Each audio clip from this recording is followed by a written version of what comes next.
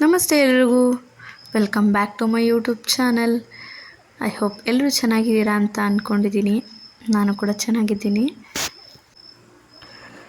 ಅಯ್ಯೋ, ಕಷ್ಟ ಯಾರಿಗೆ ತಾನೇ ಇರಲ್ಲ ರೀ, ಎಲ್ಲರಿಗೂ ಇದ್ದೇ ಇರುತ್ತೆ. ಎಲ್ಲರ ಲೈಫಲ್ಲೂ ಏನಾದರೂ ಒಂದು ಇದ್ದೇ ಇರುತ್ತೆ. ಸೊ ನಮ್ಮ ಲೈಫಲ್ಲೂ ಇದ್ದೇ ಇದೆ. ಸೊ ಅದೆಲ್ಲ ಬಿಟ್ಟಾಕಿ ಹೆಣ್ಮಕ್ಳು ಮೇನ್ ಪ್ರಾಬ್ಲಮ್ ಅಂದರೆ ಬೆಳಗ್ಗೆ ಎದ್ದಿದ ತಕ್ಷಣ ಏನಪ್ಪ ತಿಂಡಿ ಮಾಡೋದು. ಅದು ವಾರದಲ್ಲಿ 7 ದಿನವೂ ಬರೀ ತಿಂಡಿದೇ ಚಿಂತೆ ನಮ್ಮದು. ತಿಂಡಿ ಅಡುಗೆ, ತಿಂಡಿ ಅಡುಗೆ, ತಿಂಡಿ ಅಡುಗೆ ಇಷ್ಟೇ. ಬೆಳಗ್ಗೆ ಆದರೆ ತಿಂಡಿ, ಮಧ್ಯಾಹ್ನ ಆದರೆ ಊಟ, ರಾತ್ರಿ ಆದರೆ ಏನು ಮಾಡೋದು ಅನ್ನೋದೇ ತಲೆ ಕೆಟ್ಟೋಗುತ್ತೆ. ಬಟ್ ಬೇಗ ಆಗೋದು ಅಂದರೆ ಉಪ್ಪಿಟ್ಟು. ಸೊ ಅದನ್ನು ನಾನು ಸಂಡೇ ಆಗಿರೋದ್ರಿಂದ ಉಪ್ಪಿಟ್ಟೆ ಮಾಡ್ತಾಯಿದ್ದೀನಿ.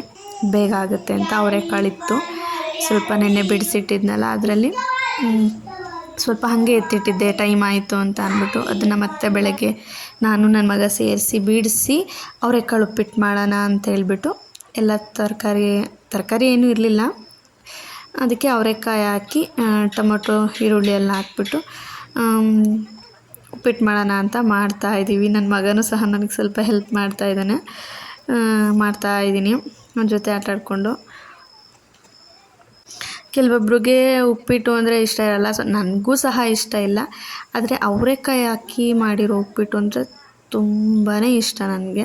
ಅದು ಜಾಸ್ತಿ ಏನು ತಿನ್ನಲ್ಲ, ಸ್ವಲ್ಪ ಲಿಮಿಟಲ್ಲಿ ತಿಂತೀನಿ ಅಷ್ಟೇ. ನನ್ನ ಮಗನಿಗೆ ಟೊಮೆಟೊ ಅಂದರೆ ಇಷ್ಟ. ಟೊಮೊಟೊ ತಿಂತಾನೆ ಅವ್ನು ಚಿಕ್ಕವನು. ನಮ್ಮ ಚಿರುಗೆ 3 ಹೊತ್ತು ಉಪ್ಪಿಟ್ಟಿಟ್ರೂ ಊಟ ಮಾಡ್ತಾನೆ. ಅವನಿಗೋಸ್ಕರ ಸ್ವಲ್ಪ ಹೆಚ್ಚಿಗೆ ಮಾಡಿರ್ತೀನಿ, ಖಾಲಿ ಮಾಡ್ತೀವಿ. ಉಪ್ಪಿಟ್ಟು ಮಾತ್ರ ವೇಸ್ಟ್ ಆಗೋಲ್ಲ ನಮ್ಮ ಮನೇಲಿ, ನಾನು ತಿಂದಲೇ ಇದ್ರೂ ಅವನಿಗೆ ತುಂಬ ಇಷ್ಟ. ಸೊ ಅದಕ್ಕೋಸ್ಕರ ಜಾಸ್ತಿನೇ ಮಾಡಿರ್ತೀನಿ. ಮಾಮೂಲಿ ಉಪ್ಪಿಟ್ಟಿನ ಈ ಥರ ಮಾಡಿಕೊಂಡು ಇಲ್ಲ ತರಕಾರಿ ಹಾಕೊಂಡು ತಿಂದ್ರೆ ಚೆನ್ನಾಗಿರೋದು. ಬರೀ ಉಪ್ಪಿಟ್ಟು ತಿನ್ನೋಕ್ಕೆ ಬೇಜಾರು. ಈ ಥರ ಚೆನ್ನಾಗಿರುತ್ತೆ.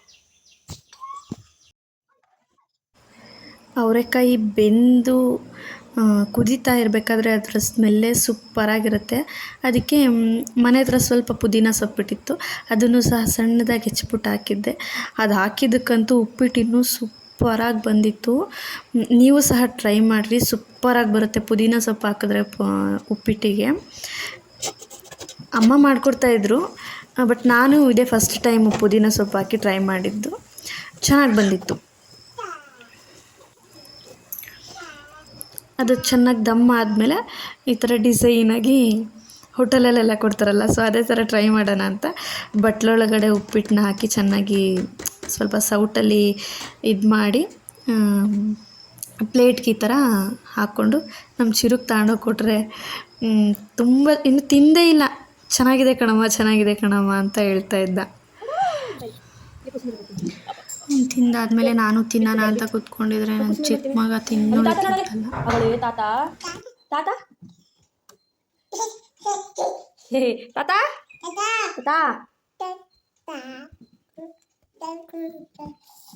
ಪಾ 11 ಗಂಟೆ ಆಯ್ತು, 11:15 ನೆಟ್ಟು ಊಟ ಮಾಡಕ್ ಬಿಡಲ್ಲ ನನಗೆ. ಇವ್ರದೇ ಹೋಗ್ತದೆ ಕರ್ಮ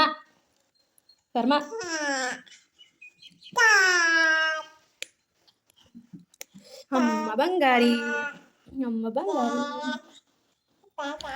ತಿಂಡಿ ಆದಮೇಲೆ ಮತ್ತು ಊಟ ಆದಮೇಲೆ ಮಜ್ಜಿಗೆ ಮಾತ್ರ ಈ ಬೇಸಿಗೆಗಳಲ್ಲಿ ಕಂಪಲ್ಸರಿ ಇರಲೇಬೇಕು. ಅದಕ್ಕೋಸ್ಕರ ನೀರು ಮಜ್ಜಿಗೆ ಮಾಡ್ಕೊಂಡಿದ್ದೆ. ಮೊಸರಿತ್ತಲ್ಲ ಅದರಲ್ಲಿ ನಾನು ಕುಡಿತಿರೋದು ನೋಡಿ ಅವನು ಅಂತಿದ್ದ. ಅದಕ್ಕೆ ಅವನಿಗೂ ಸ್ವಲ್ಪ ಕುಡಿಸಿ ನಾನು ಕುಡಿದೆ. ಚಿರುಗೂ 1 ಲೋಟ ಕೊಟ್ಟಿದ್ದೆ. ಅದಾದಮೇಲೆ ಟೊಮೊಟೊ ಪಿಕಲ್ ಅಂತ ಮಾಡಿದ್ನಲ್ಲ, ಅದನ್ನು 2 ದಿನ ಆಗಿತ್ತು, ನೋಡೇ ಇರಲಿಲ್ಲ. ಅದಾದಮೇಲೆ ಮಧ್ಯಾಹ್ನ ರೈಸ್ ಮಾಡಿದ್ದೆ ಬಿಸಿದು, ಅದಕ್ಕೆ ಹಾಕೊಂಡು ತಿನ್ನೋಣ ಅಂತ ನೋಡ್ತಾಯಿದ್ದೀನಿ, ಏನೋ ಒಂಥರ ಆಗ್ಬಿಟ್ಟಿತ್ತು. ಸೊ ಅದಕ್ಕೆ ಮತ್ತೆ ಇನ್ನೊಂದು ಸಲ ಸ್ವಲ್ಪ ಎಣ್ಣೆ ಹಾಕಿ ಮತ್ತು ಚೆನ್ನಾಗಿ ಬಾಣಲಿಲಿ ಒಂದು 10-15 ನಿಮಿಷ ಮತ್ತೆ ಇನ್ನೊಂದು ಸಲ ಫ್ರೈ ಮಾಡಿದೆ. ಕೆಟ್ಟೋಗ್ಬಿಡುತ್ತೇನೋ ಅಂತ ಭಯ ಪಟ್ಕೊಂಡು, ಏನಾಗಿರಲಿಲ್ಲ, ಚೆನ್ನಾಗಿತ್ತು. ಅದನ್ನು ಸಣ್ಣ ಕುದಿಯೋಕೆ ಬಿಟ್ಟು ನಮ್ಮ ಚಿರು ನೋಡಿ JCB ಮಣ್ಣಲ್ಲಿ ಆಟಾಡ್ತಾ ಇದ್ದಾನೆ. ಬಾರೋ ಒಳಗೆ ಅಂದರೂ ಬರಲ್ಲ, ಆಟಾಡ್ತಾ ಇದ್ದಾನೆ ಮನೆ ಮುಂದೆ. ಮಣ್ಣಲ್ಲಿ ಆಡ್ಬೇಡ ಅಂತ ಹೇಳಿ ಎದುರುಗಡೆ ಮನೆ ಇನ್ನೊಂದಿದೆ, ಅಲ್ಲ ಅವ್ರ ಫ್ರೆಂಡ್ ಇದ್ದಾಳೆ, ಅವಳು ಬಂದ್ರಂತೂ ಹಿಡಿಯೋಕ್ಕಾಗಲ್ಲ. ಅವನ್ನ ಇಬ್ಬರು ಚೆನ್ನಾಗಿ ಆಟಾಡ್ತಾರೆ. ಅದಾದಮೇಲೆ ಸ್ವಲ್ಪ ತಳ ಹಿಡಿಯೋ ಥರ ಆಗಿಬಿಟ್ಟಿತ್ತು. ನಾನು ಅವನ ಜೊತೆ ಆಟ ಆಡ್ಕೊಂಡು ಕೂತ್ಕೊಂಡಿದ್ನಲ್ಲ, ಅದಕ್ಕೆ. ಆಮೇಲೆ ಮತ್ತೆ ಹೋಗಿ ಆಫ್ ಮಾಡಿ ತಣ್ಣಗಾದಮೇಲೆ ಒಂದು ಪ್ಲಾಸ್ಟಿಕ್ ಬಾಕ್ಸಲ್ಲಿ ಹಾಕಿ, ಅದೇ ಮಾಮೂಲಿ ಹಾಕಿಟ್ಟಿದ್ನಲ್ಲ ಅದರಲ್ಲೇ ಹಾಕಿಟ್ಟಿದ್ದೆ.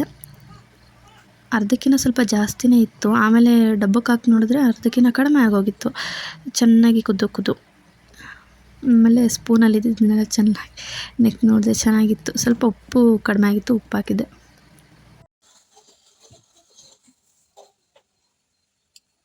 ಸ್ಪೂನಲ್ಲಿ ಇರೋದೇ ಬಿಡಲ್ಲ ಅಂದರೆ ಇನ್ನು ಅಷ್ಟೊಂದು ಬಿಡ್ತೀವ, ವೇಸ್ಟ್ ಮಾಡ್ತೀವ, ಚಾನ್ಸ್ ಇಲ್ಲ. ಮತ್ತು ಈ ವ್ಲಾಗ್ನ ಇಲ್ಲೇ ಎಂಡ್ ಮಾಡ್ತಾಯಿದ್ದೀನಿ. ಹೊಸ್ದಾಗಿ ಯಾರೆಲ್ಲ ನನ್ನ ಚಾನಲ್ನ ನೋಡ್ತಾ ಇದ್ದೀರಾ, ಸಬ್ಸ್ಕ್ರೈಬ್ ಮಾಡಿಕೊಂಡು ಸಪೋರ್ಟ್ ಮಾಡಿ. Thank you.